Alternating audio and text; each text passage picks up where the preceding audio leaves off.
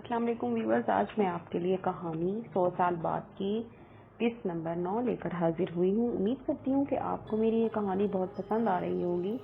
तो मेरी new notification के लिए मेरे चैनल को लाइक और सब्सक्राइब करना मत भूलिएगा ताकि आपको मेरी हर आने वाली नई वीडियो की नोटिफिकेशन मिलती रहे। तो चलिए कहानी की तरफ चलते हैं। फिर इसने खुद इस टीले के पीछे खुद को छुपा लिया। इसने बिजली की सी तेजी से हाथ चलाए और खुद पर ढेर सारी रेत गिरा ली। इसकी सिर्फ आंखें और मुंह का जरा सा हिस्सा बाहर था, बाकी सारा जिस्म रेत में दबा हुआ था। खुद को यूं रेत में दबा लेना या काफी देर तक दबाए रखना वसूरी के लिए मुश्किल या नामुमकिन नहीं था, मगर मसला ये था कि इसको इतना मौका ही नहीं मिला था कि ये वहीं रेत में खुद को छुपा लेती। वसूरी ने रेत पे कुछ ही दूर इंसानी कदमों की सरसराहट महसूस कर ली थी।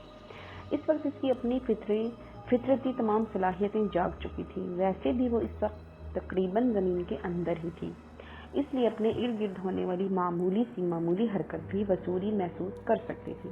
वैसे भी सांप को अल्लाह ने ये सलाहियत बख्शी है कि वो जमीन से सरसराहट महसूस करके थोड़े से फासले तक मालूम कर लेता है कि इसके इर्द गिर्द कोई चीज है और कितनी दूर तक है। वसूरी ने अपनी तमाम तवज्जो कदमों की सरसराहट पर लगा दी। कदमों की सरसराहट से अंदाजा हो रहा था कि वो लोग इसके आसपास ही कहीं मौजूद हैं, मगर वो अभी इसके सामने नहीं आए थे। कुछ देर बाद इनकी बातों की आवाज भी आने लगी। इनमें से एक दूसरे से कह रहा था कि वो इस टीले की तरफ ही आई थी और यहीं कहीं छुपी होगी।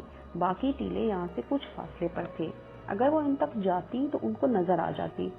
वो बातें करते और वसूरी को तलाश करते टीले की दूसरी तरफ से घूमकर इस तरफ आ रहे थे। वसूरी सोच रही थी कि अगर इन लोगों ने उसे देख लिया तो वो क्या करेगी। इसने आंखें खोलकर देखा, वो उसके बिल्कुल सामने ही थे, मगर इनका मुंह दूसरी तरफ था, वरना शायद रेत में दो जुगनू चमकते देखकर वो इस तरफ मतवज्जा हो जाते। वसूरी ने फौरन आंखें बंद कर ली। इस वक्त वो पिंडली में होने वाली तकलीफ को भी फरामोश कर चुकी थी। वो दोनों गने हाथों में लिए इसकी तरफ आ ही रहे थे। वसूरी बेबस और बेहिस्सो हरकत हो गई थी। बस इसने आंखें जरा सी खोल रखी थी, फिर वो इसके ऐन करीब में आकर खड़े हो गए। वसूरी ने सांस भी रोक लिया था। ये क्या है? इनमें से एक ने अचानक कहा और अपनी गन की नाल से इस जगह को कुरेदना चाहा जहां वसूरी लेटी थी। इसकी नजर अचानक रेत के इस छोटे से टीले पर पड़ी थी, जो पहली नजर में लगता था जैसे किसी की कब्र है। वसूरी ने इसको अपने बिल्कुल करीब महसूस कर लिया था। इसके पास अब बचने का कोई तरीका नहीं था। इसके अंदर का जहर लावे की सूरत खोलने लगा। इस आदमी ने जैसे ये किया है कहकर गन की नाल इस जगह पर लगाई। वसूरी ने अपनी पूरी कुव्वत से फुनकार मारी और बिजली की तेजी से निकलकर इस आदमी की टांग पकड़ ली।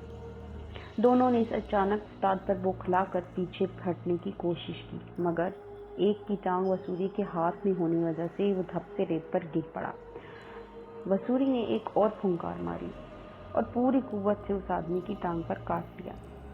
इसने तड़पकर अपनी दूसरी टांग चिल्लाई, मगर वसूरी इससे पहले ही दूसरे की तरफ छलांग लगा चुकी थी। दूसरा आदमी अभी बौखलाहट और हैरत से संभला भी नहीं था कि वसूरी इस पर जा पड़ी। इसने हाथ आगे करके खुद को बचाने की कोशिश की, मगर वसूरी इसलिए जमीन पर आ गिरी। इसको मौका दिए बगैर वसूरी ने उसकी गर्दन पर काट दिया। इसका जिस्म तड़पा और दूसरे ही लम्हे वो आंखों में दुनिया जहान की हैरत ये इस जहान से कूच कर गया।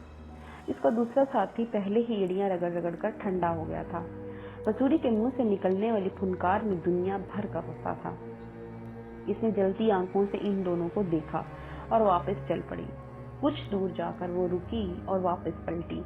इसे अचानक ही एक ख्याल आया था। इनके करीब आकर इसने दोनों के कपड़े उतारे, एक जोड़ा पहनकर दूसरा उसने हाथ में पकड़ा और वापस हो गई। वो अभी कुछ ही दूर गई थी कि एक तरफ से आए हवा के हल्के से एक झोंके ने इसे चौंका दिया। कई सालों से सहरा में रहने की वजह से वो बखूबी जानती थी कि सहरा में हवा के ऐसे झोंके तूफानी हवा का पेश खैमा हुआ करते हैं। पिंडली पे लगी गोली की वजह से वो भाग नहीं सकती थी, मगर जितना तेज चल सकती थी चलने की कोशिश कर रही थी। वो जानती थी कि सहरा में चलने वाली तेज हवा किस कदर खतरनाक होती है। अगर हवा के चलने से पहले वसूरी किसी महफूज मुकाम पर नहीं पहुंची तो वो हजारों टन रेत के नीचे दफन भी हो सकती है। اس لیے جتنا ممکن ہو سکتا تھا وہ تیز چلنے کی کوشش کر رہی تھی۔ ہوا میں اب آہستہ آہستہ تیزی آنے لگی۔ وسوری نے چاروں طرف دیکھا مگر کہیں کوئی ایسی جگہ نہیں تھی جہاں وہ ریت میں دفن ہونے سے بچ سکتی۔ ہوا اب کافی تیز ہو گئی تھی۔ وسوری نے بھی اپنے قدم تیز کر دیے تھے۔ ریت اڑنے لگی تھی۔ ہوا اب تیز ہو گئی تھی۔ وسوری کے لیے اب قدم اٹھانا مشکل ہو رہا تھا۔ ہوا کا رخ وسوری کی دائیں طرف تھا جبکہ وسوری کو سیدھا جانا تھا، مگر ہوا کے زور پر وہ دائیں طرف گھسٹتی چلی جا رہی تھی۔ ریت کے پہاڑ بن بن کر بکھر رہے تھے۔ چاروں طرف بس ریت ہی ریت اڑ رہی تھی۔ ہوا کا شور اس قدر خوفناک تھا کہ وسوری کی جگہ اس وقت اگر کوئی انسان ہوتا تو خوف سے مر جاتا، مگر وسوری کو سوائے ریت میں زندہ دفن ہو جانے کے اور کوئی خوف نہیں تھا۔ چیختی چنگھاڑتی ہوا کے شور سے ایسا لگ رہا تھا جیسے اس ویرانے میں کئی بدروحیں مل کر ماتم کر رہی ہوں۔